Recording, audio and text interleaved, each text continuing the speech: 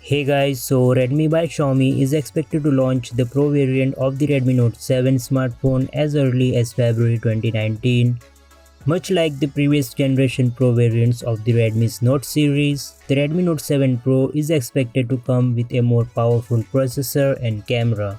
According to leaks on the Chinese social platform Weibo, the Redmi Note 7 Pro will be powered by Qualcomm's new mid-range processor, the Snapdragon 675, instead of the Snapdragon 660, which is present on the Redmi Note 7.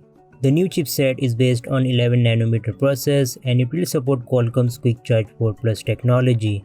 The Snapdragon 675 chipset can also capture 4K videos at 30 frames per second with motion compensated temporal filtering, which is an algorithmic technique used to predict a frame in a video by accounting for motion of the camera and or objects in the video. The camera module will also have slight changes. The rear primary sensor is expected to boast the same 48MP resolution, but this time it will be a Sony IMX586 sensor instead of the Samsung's ISOCELL GM1 sensor present on the Redmi Note 7. Sony claims the sensor has superior low light performance which can keep image details intact. The physical appearance of the Redmi Note 7 Pro will most likely remain the same as the Redmi Note 7. Redmi has moved to a dewdrop notch and dual-tone gradient back design in terms of aesthetics.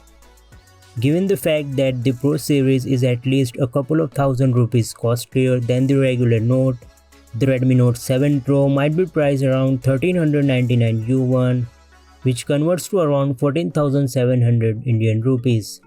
Lastly, the new Redmi Note 7 Pro could hit markets as early as February 2019. So that is it for this video guys. Let me know what you think about the new Redmi Note 7 Pro and I will see you in my next video.